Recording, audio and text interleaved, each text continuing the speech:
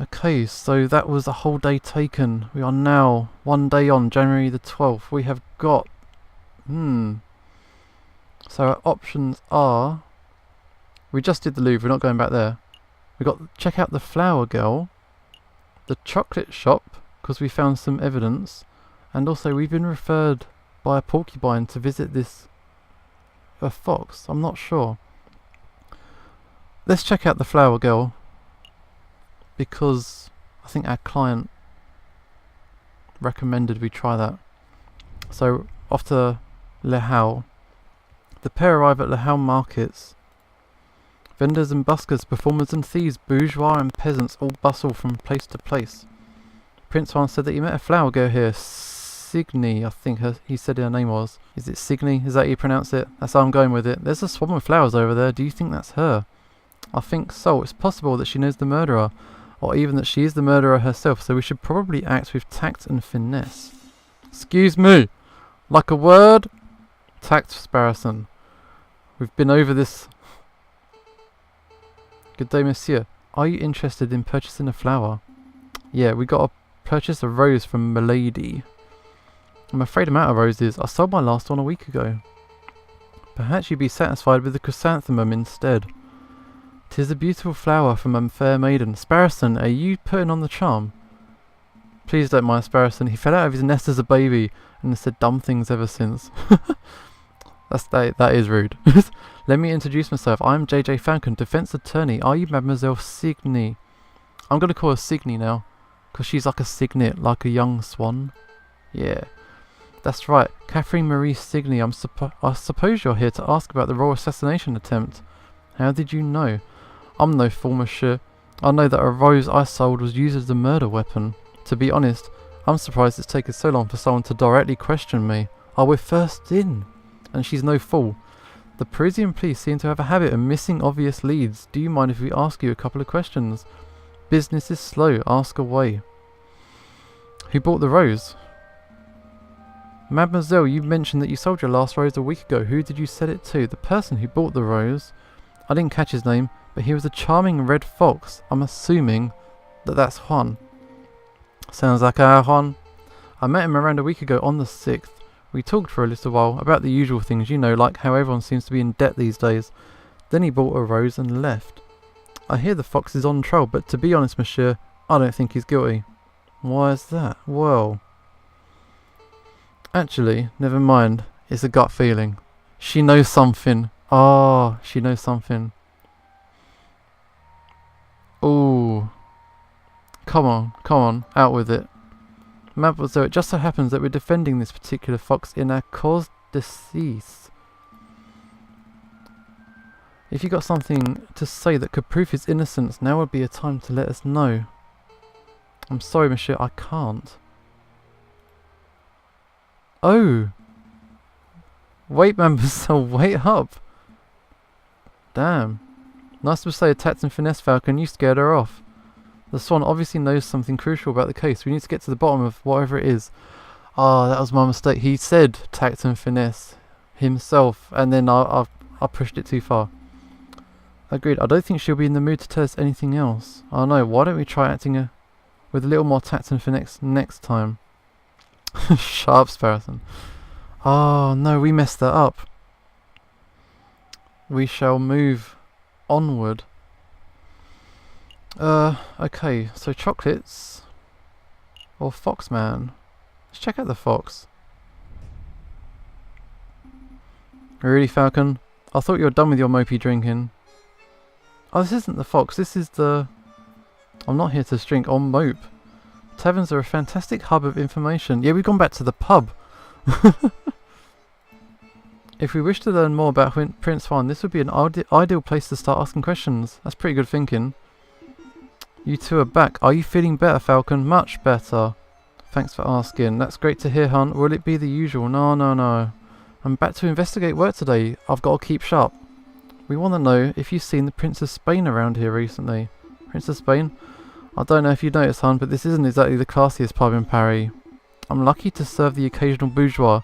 You can forget about seeing a member of royalty. That's a pity. Maybe you should ask some of your patrons. Feel free. The old regulars, Rufus and Pal, are playing cards in the attic, same as always.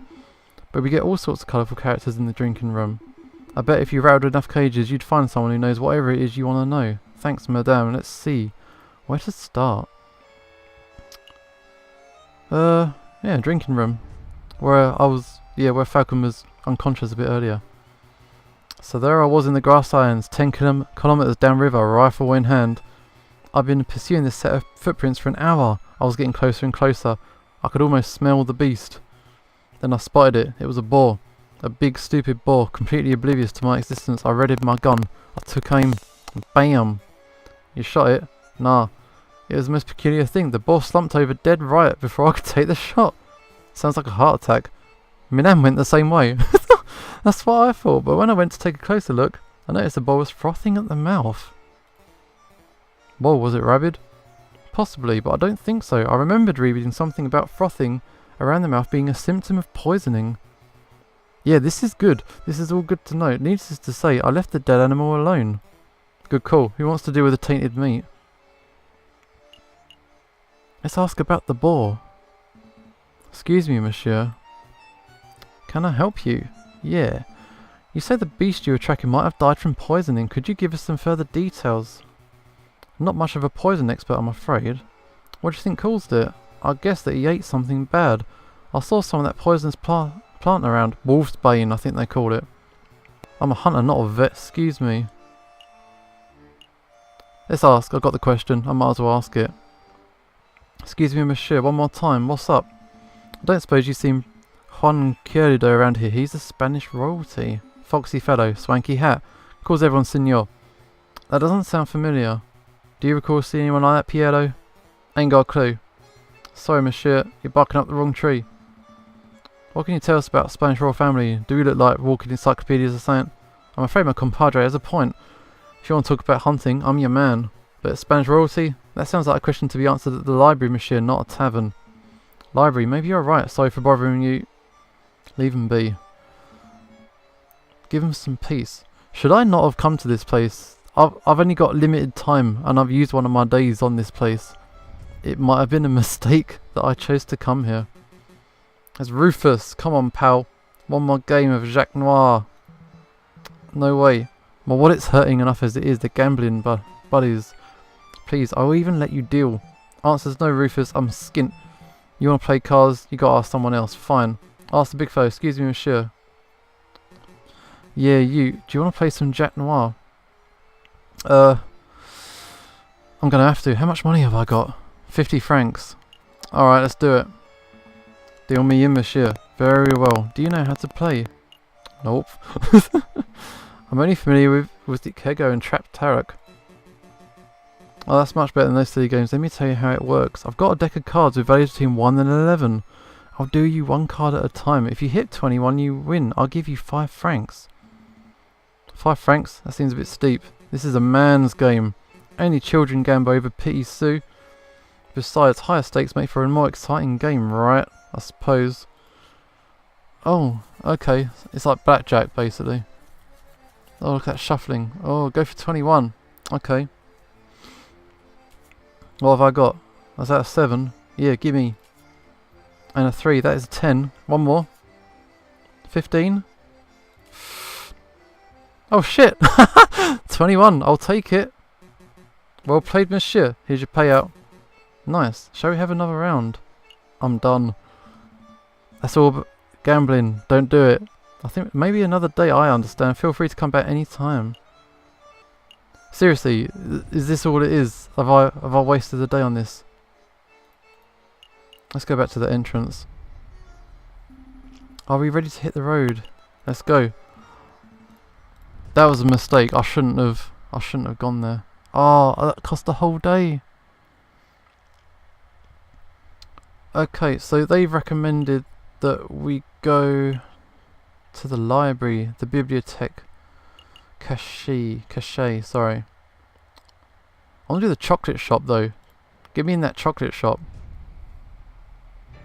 Oh, welcome to Landa Hagelslag's Chocolate Emporium, the finest Belgian chocolate shop in all of Paris, or Paris. I am Landa Hagelslag. the founder and owner of this establishment. And I'm JJ Falcon, defense attorney, good day, monsieur. Lawyers, very fancy. I must say that I once dreamed of being a lawyer, but well, circumstances wouldn't allow it. It's a funny story. You see, when I was a young boy, I befriended the son of a Hungarian attorney. Falcon, you gotta help me. What's up? It's the smell, Falcon. It's overpowering me.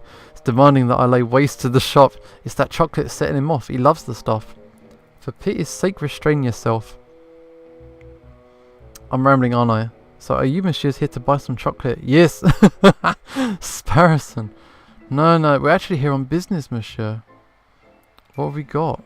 First things first, we believe that this chocolate wrapper originated from your shop. Are we correct? Yet that is indeed the trademarked Hagelslack wrapper for genuine Belgian Hagelslack chocolate. This is almost certainly bought from this very establishment. Very good. With that established, there's something else we wish to ask Monsieur Hagelslack. Let's ask him. Can you tell us who bought the chocolate that was contained in this wrapper? Afraid not. Not just because of matters of confidentiality, although that is a factor, you understand, but because I couldn't possibly know. I thought elephants never forget. My memory is impeccable, but you must understand that I've got dozens of customers a day. There are hundreds of people who could have potentially bought this particular item. So memory isn't good, but you need further information. If we were to give you the description of the name in person, would you be able to tell us whether they purchased something from you? Oh yeah, I could probably do that one. Alright, let me think. Who should we ask about? Let's ask... Whoa. Why would you ask about any of these people? These are from case 1. Next page. Let's ask about our client. Hung Kyerido. Have you ever served Hung Kyerido, the Prince of Spain? No, monsieur. That's good to hear. Our clue would have turned into a dead end if our own client turned out to be the chocolate fiend. I did once serve the Princess of Mali, if that's of any help. You see, I met the girl while hiking through the Himalayas. Please stop. He's good for his stories, this guy. Let me think. Who to ask about? What about Mousy? Have you ever served a tiny mouse named Mousy? No, monsieur. Mice terrify me. That does make sense. Okay, so have we got Major Howl? Yeah, why not ask about Major Howl? He might be dead, but maybe he remembers. Have you ever served a member of the Royal Guard by the name of Major Howl? No, monsieur. Are you sure? Yes, I've served many soldiers, but I don't recall seeing a major here in recent memory. What does that mean? Have we lost our lead? Not necessarily. It just means Major Howl didn't buy the chocolate that may have killed him. There's still the possibility that someone else bought the chocolate. That's our lead. I did once serve a high-ranking officer of the British Army who was on his way to Zimbabwe, if you want to hear that story. No, I don't want to hear that story. Monsieur, I am growing tired of these endless inquiries. Mayhaps you should come back another day. You know, Falcon, it's possible that we just haven't encountered the chocolate fiend yet. Rather than coming back here every day and making aimless guesses, we should wait until we have someone specific in mind. You might have a point. Thanks for your time, Monsieur Hagelslack. We shall return when our investigation has progressed a little. Any time. That's bad. We just wasted another day. Occasionally, a special cinematic scenes marked by an exclamation mark will pop up on your map screen, will they? Is that good? These cinematic scenes are only available for one day before disappearing, but they take no time to visit. Their viewing is entirely optional. Okay. Yeah, optional extras. Let's do it. Oh. Cutscene. A storm is brewing, my brother. Word of the royal assassination attempt has spread. Who are these guys? The proletariats grow confident, the bourgeoisie are cowering. It won't be long before we have rioting. Are they foxes or wolves? And then a revolution. Okay, that was weird. Sure. Okay, so we have got... Oh, tucked away in a forgotten alleyway lies R&M Associates, a newly established private investigation firm. We need that. This should be our Foxman, I do believe. Customers. Oh, it's Mousy. Hi, is this the office of Renard Volps? Oh, yeah. It's you two. Mousy, what are you doing here? This is where I work. See? R&M. Renard and Mousy. Monsieur. Is it Volps or Volpes? I'm going to go for Volpes, because Vulpes is the Latin for fox. I don't even know why I know that. Anyway, Monsieur Renard Vulpes and I carry out all sorts of investigations together, although, to be completely honest, it's normally Monsieur Vulpes who chooses which cases to take on. I see. Well then, can we speak with Monsieur Vulpes? I'm afraid that won't be possible. See, Monsieur Vulpes is on vacation right now. He's visiting his father in England. England? But he's set to return in a week or two. Maybe you can come back then. That's no good to us. Our case will be over by then. I've got this massive suspicion between our missing friend and our present client. I don't know, but we'll sure have to see. There's nothing to be done about it. I suppose we'll have to come back later. Right, I'm totally suspicious. I want to go back to the prison and I want to scope this guy out a little bit more. What do you want? I'm JJ Falcon. I know who you are. I saw you come by earlier, but visiting hours are over. Come back next week. Do you think you can make an exception? Visiting hours are over. We'll be quick. I said visiting hours are over. Do you bird brains understand parlez-vous français? I don't think he's going to make an exception, Falcon. I guess we'll come back later. Oh man. Okay, we haven't been to the library, so let's go to the Bibliothèque Cachée. What's good, what's good? Here for a little light reading, are we? Not quite, Sparrowson. I'm following the hunting beagle's advice. Don't eat poison pork. The other piece. That if we want to learn about a member of royalty, we could hit a library. That makes sense. Say, Falcon, I've been meaning to ask, since we're in the library and all, are you a classic literature fan, or do you prefer more modern works? I like the classics. You know, Alain René Lezaine, was it Crébillon Fils? That sort of thing. I've got no idea what he's talking about. Don't try and act smart. I saw you reading that book of Naughty Limericks the other day. You didn't think I would notice because you put on the dull looking slipcover over it, but I knew, Falcon. I knew. Would you Mrs. mind lowering your voices? I can hear us squawking from other side of the building. Oh, listen to the music. Spooky music. My apologies, monsieur. We'll keep it down.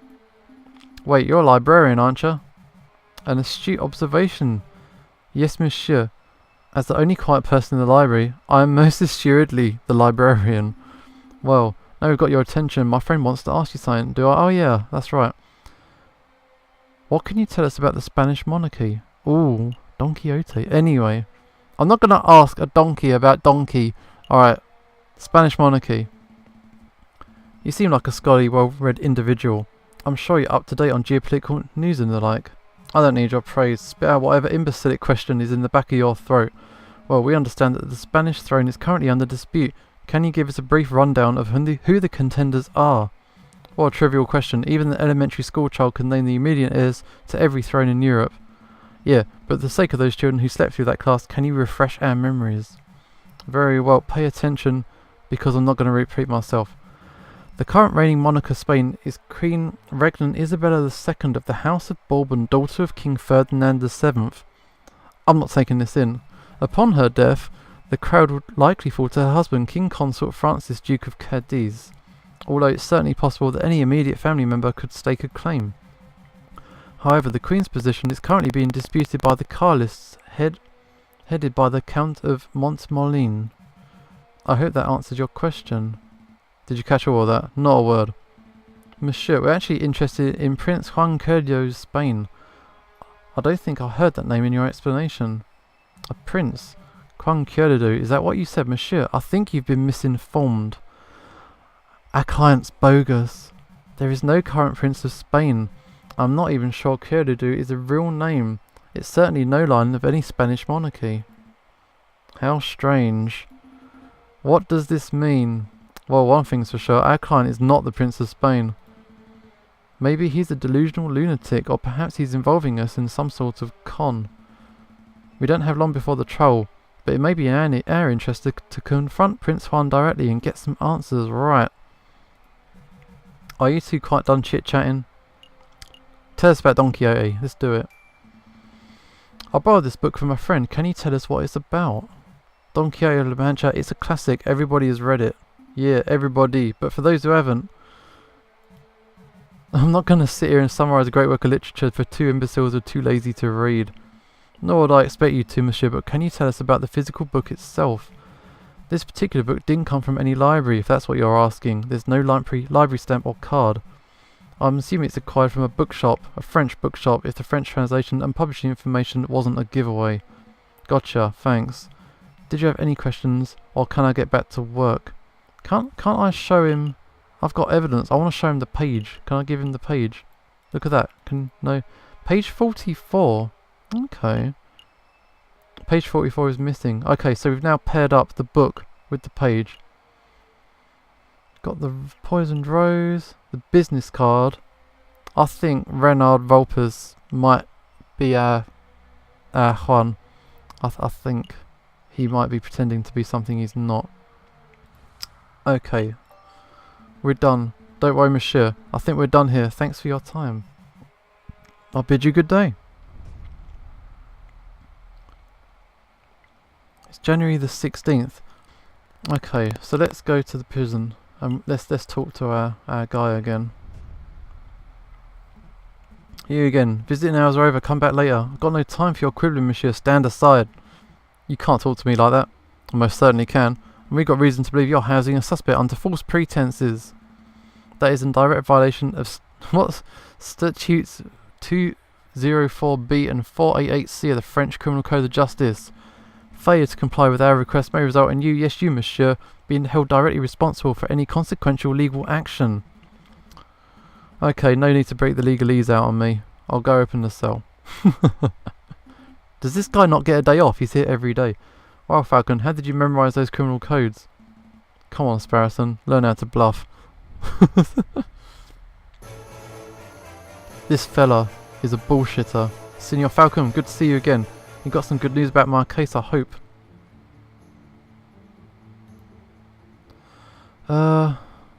Let's confront politely. Let's keep it cool.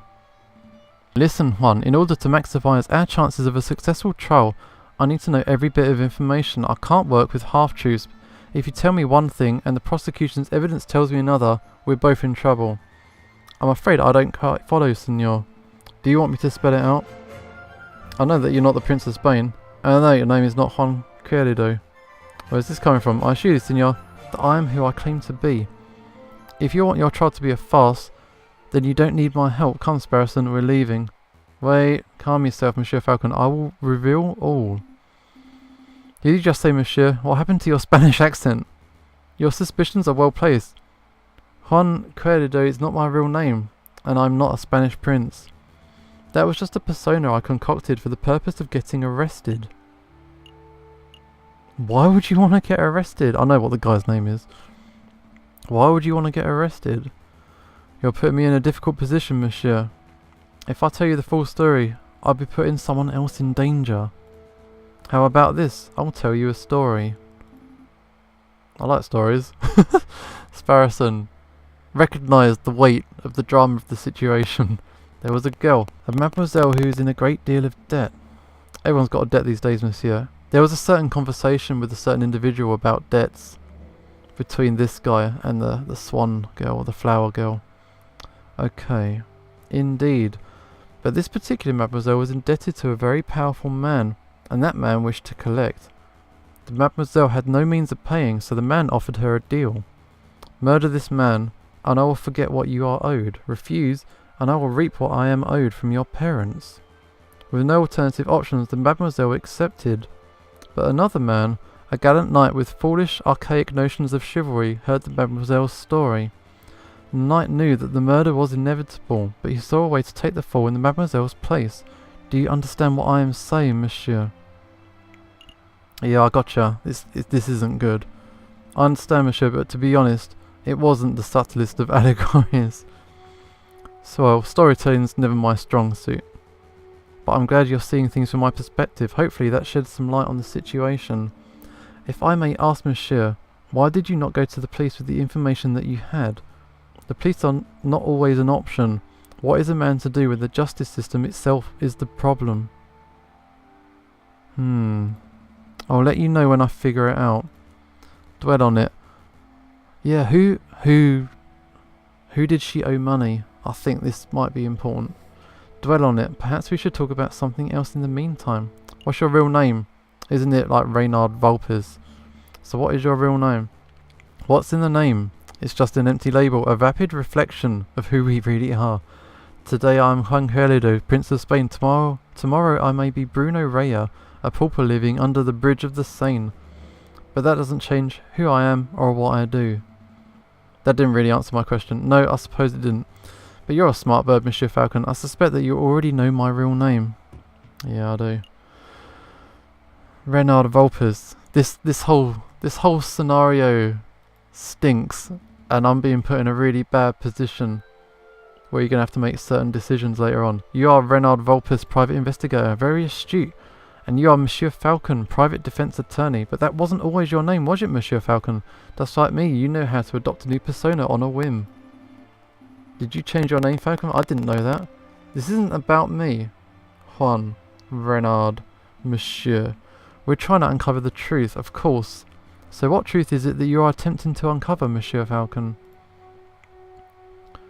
I don't have any more questions for you, Juan. I think we've learned all we can for now. Really? I don't think we've learned very much. Oh, Monsieur Falcon, before I forget, could you find Mousy and ask him whether the birds have successfully flown south for the winter? Has she done a runner? Whether the birds have flown south, what is that? Some sort of code?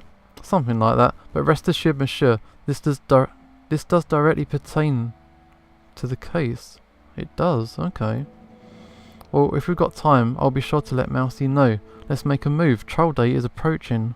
Right.